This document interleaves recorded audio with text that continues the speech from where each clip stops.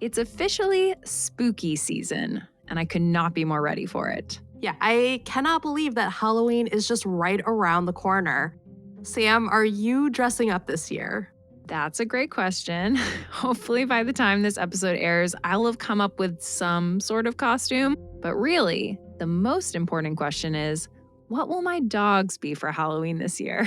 Because last year, one of them was a chicken and the other one was a T Rex. I really leaned into that old school versus modern day dinosaur theme. Amazing. I love that. My cat would absolutely destroy me if I did that to him, but luckily, TikTok has realized in its creepy way that all I want to see are videos of cats in costumes. So I am going to spend Halloween living vicariously through other people's much more cooperative cats. Animals in costumes will always be better than humans in costumes. I fully stand by that. Agreed. So, in my humble opinion, spooky season is the best, and it would not be what it is without the undead. And I think of the undead to choose from, zombies and vampires take the cake.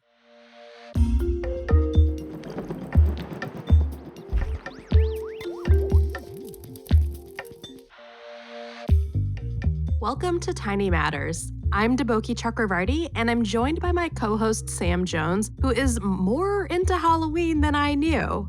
I'm also pretty excited for this episode because we're going to be talking about mythology surrounding the undead and the possible scientific and medical connections to that mythology. And we're going to close out the episode talking about how you could use chemistry to survive a zombie apocalypse. Let's do this.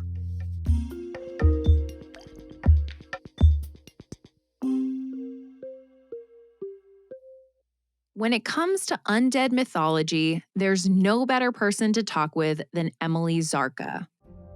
Emily is a professor of literature at Arizona State University and a monster expert.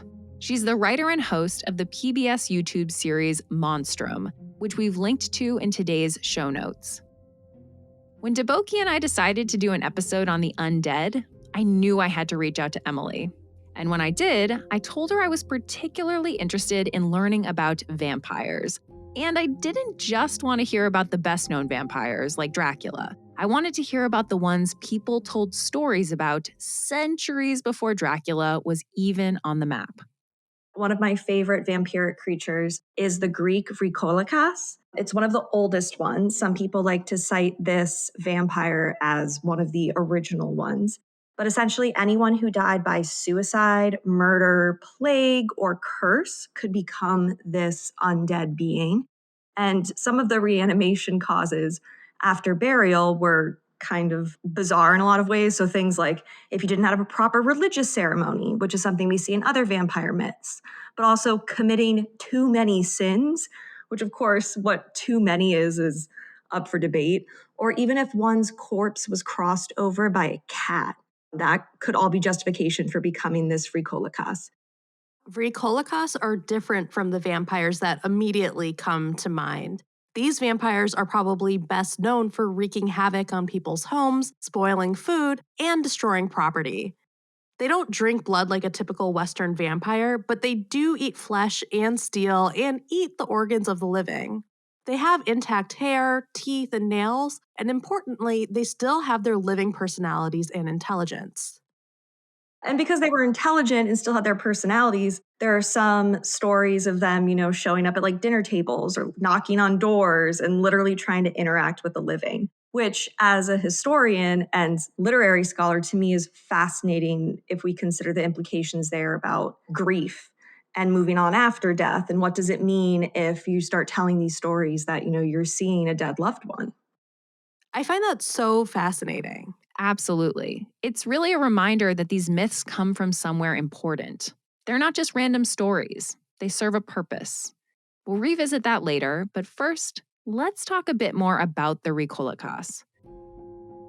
These vampiric undead were said to have swollen bodies, possibly because they were gorging themselves on blood, which is, I'd assume, from all of the flesh and organ stealing and eating.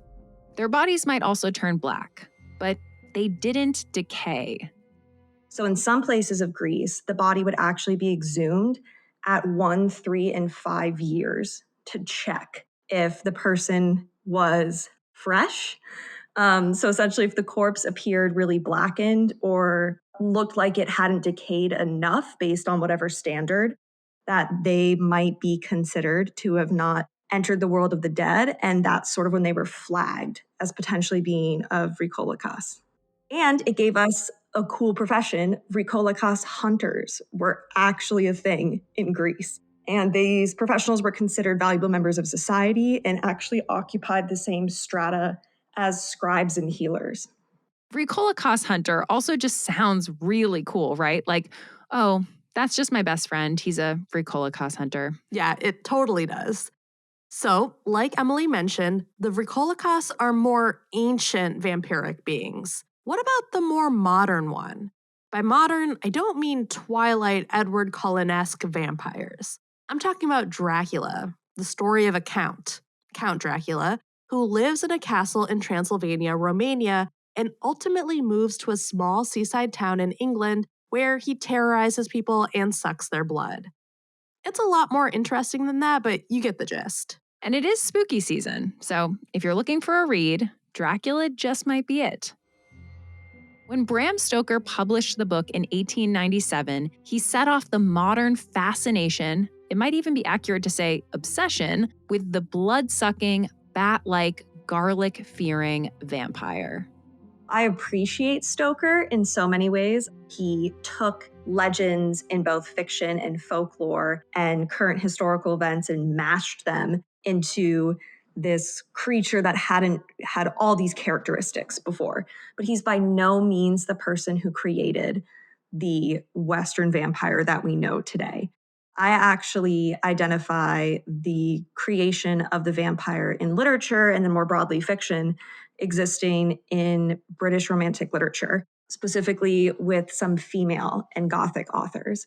So my larger research looks at how those women and those authors constructed these so-called vampire characters, but the actual word for vampire or vampire pops up even earlier in the 1700s, where we start having recordings of oral history where different scholars and historians and travelers were going to different places, specifically in Eastern Europe primarily, and recording the stories of the people in those more rural areas. For example, there was a book in the 1730s called The Jewish Spy, and it mentions, just kind of in passing, the people of this town in Hungary who believe that certain dead bodies appear like skeletons to suck the blood of the living, and that they're called vampires.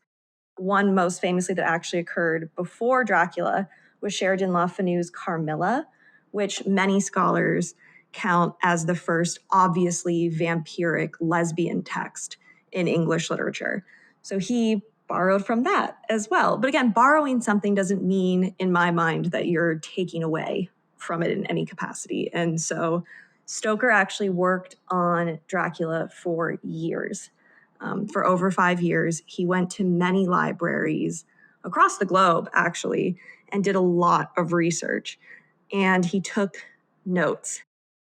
Emily told us that when scholars have gone back to look at his notes, they saw that he also pulled from texts about witchcraft as well as werewolf trials. Yes, you've heard of witch trials, but maybe not werewolf trials. They were a thing, and they took place particularly in Europe over the 15th, 16th, and 17th centuries. And from all of these different texts and stories, he created Dracula. He was the first one who characterized the vampire as being able to not have a reflection in a mirror, being afraid of garlic, being able to shapeshift. And those are just a couple of the traits he added to his vampires. And again, he didn't invent any of those himself, but he was the first one to sort of put them all together in one singular undead character.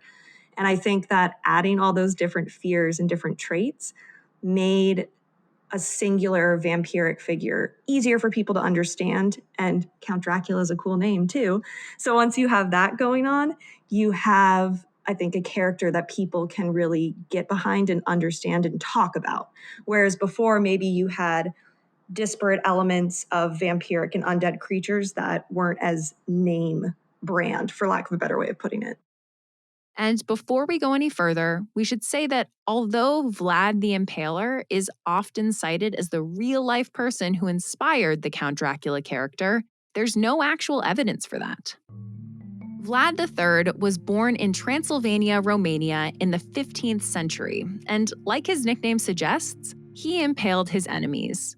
And if you're squeamish about blood, now is a good time to skip ahead or tune out for the next 15 seconds. Great.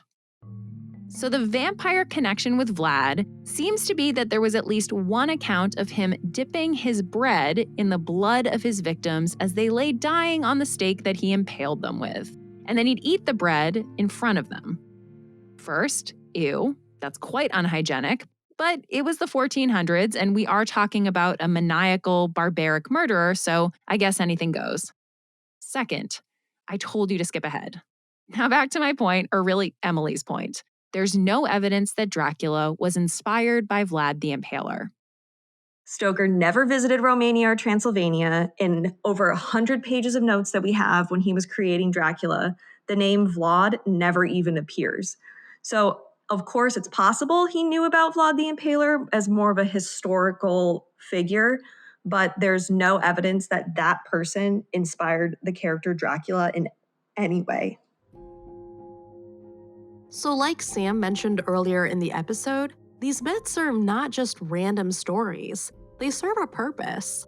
Emily says they're often a way of finding explanations for things that exist in the real world.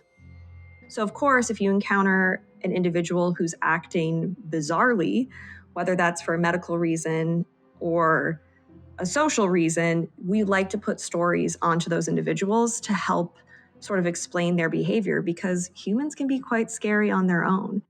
Stoker using medicine and science of the Victorian period and beforehand to add context to his story seems very plausible. Let's talk about some of those medical reasons in more detail. There's a disease called porphyria caused by genetic mutations that impact your blood. People with porphyria don't make as much heme, which is an iron containing molecule that makes it possible for your blood cells to carry oxygen. This causes red blood cells to break down, but also, when you're not creating heme, toxic compounds called porphyrins build up. That's because heme is derived from these compounds, which get their name from the Greek word for purple.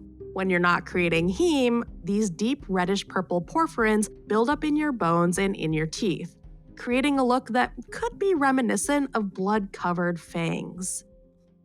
For people with porphyria, the sun can also be dangerous, which means they'd want to stay as far away from it as possible. Sun causes built up porphyrins to donate their electrons to oxygen, and with the help of an enzyme called superoxide dismutase, they form oxygen containing molecules like hydrogen peroxide, which can destroy your cells and cause skin damage so severe that it can lead to a loss of facial features. And there's another disease that could cause people to shun the sun: pellagra. Pellagra causes dementia, gastrointestinal distress, and inflamed skin that's made worse by the sun. Pellagra is caused by not having enough vitamin B3 or niacin in your diet. You can get niacin from a variety of foods, particularly meat. So, someone with pellagra likely was poorer and relied on a corn based diet that did not provide them niacin. And then there's perhaps the most famous vampire trait of all: biting. There is a virus that hijacks an infected animal's brain and causes them to bite and infect others: rabies. Rabies is one of the proposed explanations for werewolf in vampire lore because of the hypersexuality, fear of water, the contracting of the lips, which makes your canines appear bigger, and the fact, of course, that wild animals like dogs and wolves could bite you, which again contributes to the werewolf and vampire myth. But I think what's important is even if we consider those medical or scientific explanations, that's only part of the puzzle. I don't think that we can look back over thousands of years of human history at the undead, at werewolves, and say that, oh, everyone collectively just decided that these medical conditions were going to create these certain kinds of monsters. That's just one facet to a larger tradition. And again, I think desire of people to want to believe in the supernatural. Now let's pivot to another supernatural being, the zombie. And instead of talking about zombie myths, we're going to talk about how to avoid zombies should a zombie apocalypse come our way. Honestly, at this point, anything feels possible. True, so to get prepared, we reached out to Rachel Burks, professor of analytical and forensic chemistry at American University. I focus on detecting things of forensic interest. So that would be potentially lots of controlled substances, chemical weapons, explosives, what are sometimes called drugs of abuse. So if there's a unifying theme to the work in my group, is that we're trying to illuminate that which is hidden, which is very much what a lot of forensic scientists work on. People are always trying to hide things. And as the detectives of chemistry, as analytical people, we are always trying to find them. But for this episode, we talked with Rachel about how we could use her analytical chemistry knowledge to hide, specifically from zombies. She said the way to go is chemical camouflage, where you either suppress your scent or mimic something else so that you can blend in. She mentioned a scene from the TV show The Walking Dead where they're trying to figure out how a zombie knows a person is alive in the first place.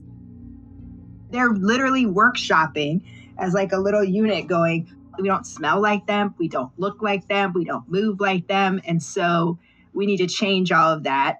And they do that with chemical camouflage. They also change behavior.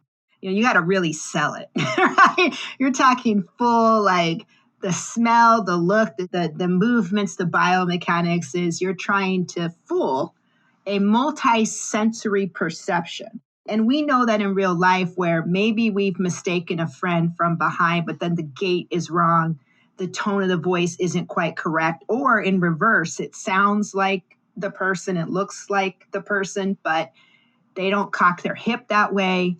There's something off. So, in addition to changing your gait and physical appearance so that you don't potentially look off to a zombie, you're going to need to pass a sniff test, meaning you're going to need to smell like death. If you're looking at one of these kind of types of zombies where they've got a whole kind of rotting decay, that level of zombie, then you'd want to mimic those. You want to make the death cologne.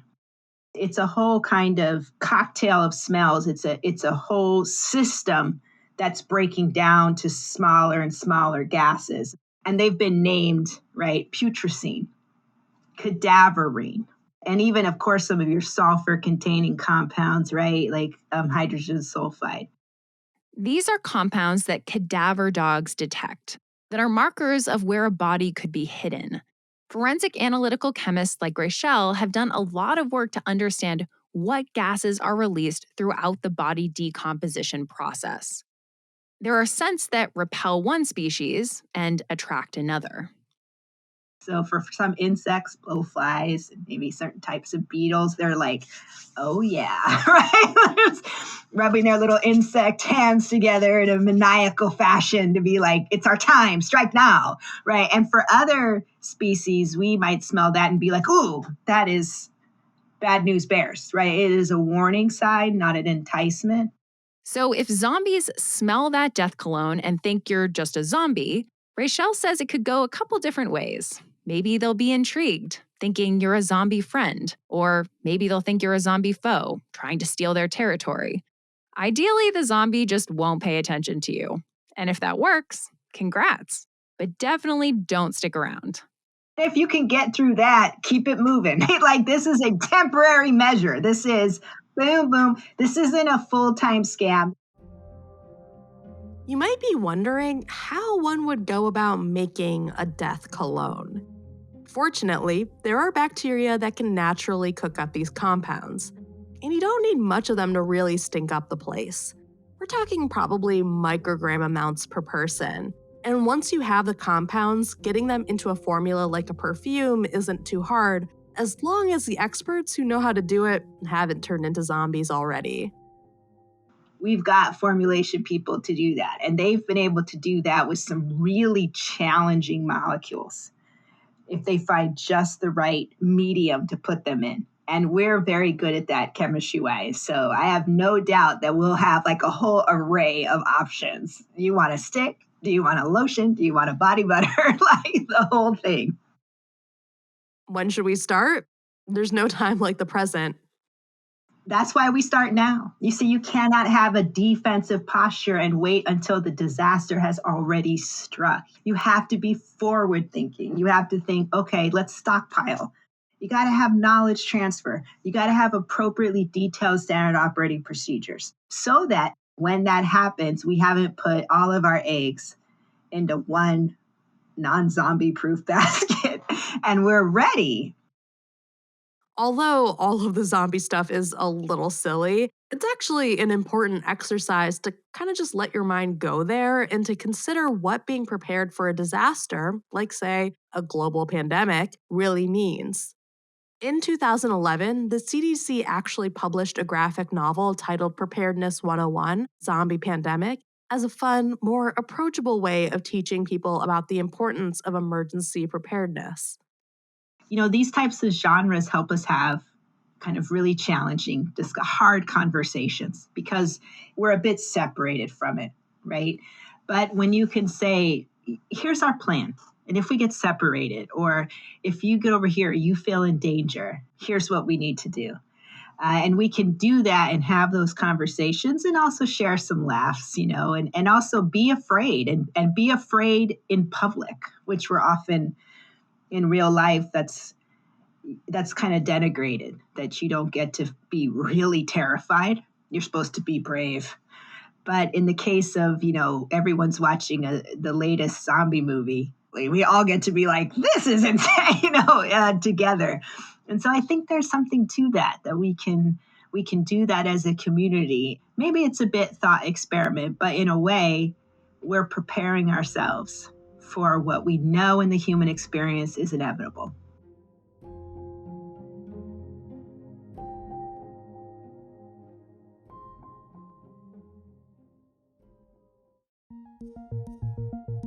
Okie doke. It's time. Let's show and tell. Let's do it. All right. Dabuki, do you want to go first? Do you want me to go first? Whatever I'll you go want. first. Okay. So, famously, to just you and me, but also to our listeners, I don't love talking about physics, but I do love talking about cats. And so I have an article that takes the thing that I don't love talking about, physics, and it packages it with cats and also my other favorite thing to talk about, which are old science papers and like science history. So this is an article that was in The Atlantic by Catherine J. Wu, and it's called Cats Give the Laws of Physics a Big Stretch. There's a lot of I's in that big. In this article, she talks about this end of 19th century meeting of the French Academy of Sciences, where all the scientists who are present have their world completely rocked because this physiologist presented a bunch of pictures of a cat being dropped to the ground. And the whole point of this series of photos was to show how the cat like was able to start twisting its body on its own without some other external force being applied to it, which went against how people really interpreted the conservation of angular momentum. And so this has been like an ongoing question, like how do cats do this? And so this article is basically about how people have been studying this. And one of the things that it turns out cats use to their advantage is the fact that they are just crazy flexible. They are so flexible to the point where they can basically almost treat their body like two halves that are connected together. And that allows them to do this weird physics. I will say that if you read this article, just know going in, if you're terrified on behalf of your cat, that there is a sequence that's about how cats will survive these crazy, crazy high falls. Even the really scary stories are like kind of remarkable because overall cats have a really high survival rate for dropping from ridiculously high heights. So if you love cats, I recommend this article even if you don't like physics. It's good. I think in the science communication world, any window into science, whether it be cats or something else, is always a good thing. Yes, definitely. It's so funny because I actually almost chose a physics story and then I totally bailed. And so I'm glad that you did. One of us has to go for it. Yes, absolutely. My tiny show and tell today is actually about A new face mask that has been outfitted with electronics that can detect SARS-CoV-2. So I wanted to bring this up because I think that, throughout the pandemic, I've read a lot of stories about sort of like new technologies that can detect the virus really early, whether that's in, your saliva, your sweat, your whatever it may be. The idea here is that you would wear a face mask that would alert you through ideally down the road, you'd get an alert on your phone or your Apple Watch or whatever it may be telling you, "Hey, you're in a place with a pretty high concentration of this virus." So let's talk a little bit about what this research group actually designed. What they created was a special sensor that actually reacts in the presence of certain viral proteins that are in the air and that would attach to a face mask. To test this out, they spritz droplets of proteins that are produced by SARS-CoV-2, the virus that causes COVID-19, as well as other viruses like bird flu and swine flu, into a chamber with the mask. And they found that this sensor on the mask could actually detect tiny amounts of these proteins. So they were saying that a cough from a person close by would actually contain over 10 times the amount of protein that this sensor was able to detect. Who knows if this will actually turn into something that will be manufactured, that is marketable. But I think for me, it's kind of just a sign that research hasn't completely stopped, even though we are, quote, out of the pandemic. Like, people are still getting COVID. People are still dying of COVID everywhere. My issue with this technology, though, is that humans are disgusting, viruses are everywhere. I feel like you would put this mask on, walk outside your door, and immediately get an alert anywhere you go if it's that sensitive. So I wonder if this does continue on through development, I would be curious if they would set certain limits for detection. I feel like a lot of these testing things are super interesting in terms of both the design, like the fact of like using a mask to test constantly, I guess, and then also combining that then with like, well, if you're designing it in this way, then you also have to change, maybe sensitivity, change other parameters. It's so fascinating. Thanks for tuning in to this week's episode of Tiny Matters, a production of the American Chemical Society. This week's script was written by Sam, who is also our executive producer, and it was edited by me and by Matt Radcliffe, who's the executive producer of ACS Productions. It was fact-checked by Michelle Boucher. The Tiny Matters theme and episode sound design are by Michael Simonelli and the Charts and Leisure team. Our artwork was created by Derek Bressler. Thanks so much to Rachel Burks and Emily Zarka for joining us. If you have thoughts, questions, ideas about future Tiny Matters episodes, send us an email at tinymatters@acs.org. You can find me on Twitter at okidoki_boki. And you can find me on Twitter at SamJScience. See you next time.